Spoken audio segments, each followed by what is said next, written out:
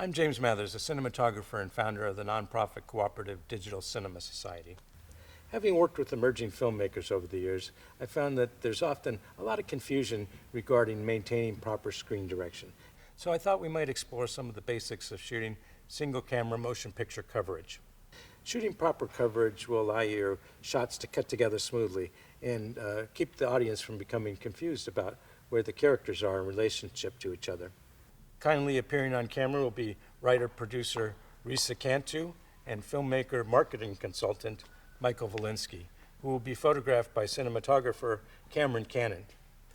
Later we'll add DCS executive director Charlene Mathers and also have editor and visual effects expert Christopher Scott Nell, who will cut together some of the shots so we can see examples of what to do and what not to do.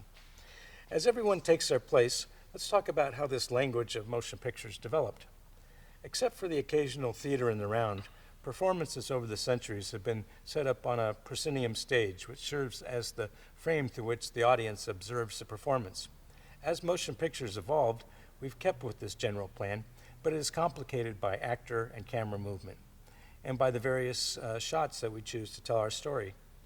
Basically, if you can imagine you are covering a live theatrical performance, you would be free to move the camera around 180 degrees to cover it from any angle where the audience might normally view the stage. The characters on the right side of the stage, or camera right from the audience's point of view, would then be looking to the left at the characters on the opposite side of the stage, and vice versa. If, however, you move the camera past 180 degrees, then when you cut those images together, the characters would appear to be looking in the same direction instead of opposite directions, like they should be if they are facing each other. That would be known as crossing the line, the stage line, or the 180-degree line. I've seen less experienced filmmakers break out paper, pencils, a compass, and make diagrams and measure degrees to make sure they don't go past 180. But it's really much simpler. All you really need to do is keep in mind that if two characters are relating to each other, they need to be looking in opposite screen directions in order to be appearing as if they're looking at each other. We'll shoot some examples, then cut them together to illustrate the point. I've asked Cameron to set up a master shot. That's a shot that's wide enough to capture the action in its entirety, and the purpose of the master is to set up the geography and the characters' spatial relationship to each other. Now the camera and or the characters could be moving throughout the shot, and various positions in the scene might call for a submaster. But for the purposes of this short demo, we'll keep it simple and have the two characters standing still, facing each other, as if they were in conversation. Note that Risa is on the camera right side of our master shot, and she is looking screen left to Michael. This is the relationship we'll want to keep throughout the coverage. Risa will be looking screen left, and Michael will be looking screen right. I'll now ask Cameron to line up some coverage for this demo scene. Let's start with Risa's coverage. That would be over the shoulder shot, where we'll be over Michael's right shoulder, and Risa will be looking from right to left. This shot is obviously called an over the shoulder because it includes one character's shoulder in the foreground of the other shot. If Cameron tightens the frame a bit, we would be looking at what we call a dirty single, with just enough of one character in the foreground to be unobtrusively felt in the presence of the other's coverage. For ease of setup, all shots from one side of the scene, over the shoulders, close-ups, etc., are usually shot before turning around to shoot the other side of the scene. So Cameron, let's now zoom in a bit and truck slightly to the left to get a closer eye line. Sometimes with large or multiple cameras shooting simultaneously, we can't physically get the off-camera actor close enough, so we cheat the eye line and give the actor that is on camera a mark to look at, perhaps a piece of tape inside the matte box. The general rule is that as you go tighter, you try to get the camera on a closer access to the line between the two actors. All the while, Cameron, or a camera assistant if he had one, would be keeping track of the lens sizes by noting millimeters and the subject to camera distance, so that when we go around to the other side, we could match the size of the shot. In complicated scenes with lots of characters interacting with each other and with camera and or actor movement, we also count on the script supervisor to keep track of which screen direction each character needs to maintain with each other character. As a simple example, let's go back to the master and have a third character, Charlene, enter the scene and stand between Michael and Risa. Charlene would then be looking screen left to Michael and screen right to Risa. Now is when it gets a little confusing for beginners trying to not cross the line.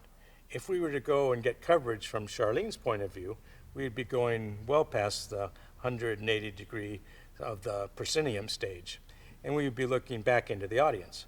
But it's really about the line that each character defines in looking to the other. So if Charlene is looking screen right to Risa, then when we come around for coverage of her from that angle, we simply shoot Risa looking the opposite screen direction, or screen left. The same logic applies no matter how many characters are in a scene. Take, for example, a poker game where each character has an established eye line to each of the other characters. Just remember that when shooting coverage between each set of two characters, they need to be looking opposite screen directions. This concept of looking opposite screen directions can even apply when they are not in the same master, as for example, if two characters are having a phone conversation. It's the general rule of thumb that they should be looking in opposite screen directions to cut together as if they were looking at each other. Now, an experienced filmmaker can sometimes get away with breaking these rules, and there are ways to flop the screen direction within a scene. For example, if we were to start over Risa's left shoulder, and she is looking screen left to Michael, and he is looking screen right to her. If we then were to dolly during the shot to be over her other shoulder, she would be looking screen right to Michael, and he would be looking screen left to her. When we turn around for her coverage, we would need to match that change in screen direction at that very point in the scene where we made the change or flop screen direction. So now let's break and cut a few shots together, and we'll see how they work, or don't. For our demo purposes, Christopher has cut together a short sequence. We start with the wide master, then into the coverage, getting ever tighter as we progress through the scene. That's typical, but not mandatory. For example, you might want to start with an extreme close-up and then pull out to reveal the surroundings and the other characters. Now let's see what happens when we don't follow the rules of screen direction and cut a sequence together where we purposely cross the line. We'll start with the wide shot, but when we cut to the coverage, we'll have Michael and Risa looking the same screen direction. I think you'll agree it's a bit disconcerting, and it seems as if they're not looking at each other.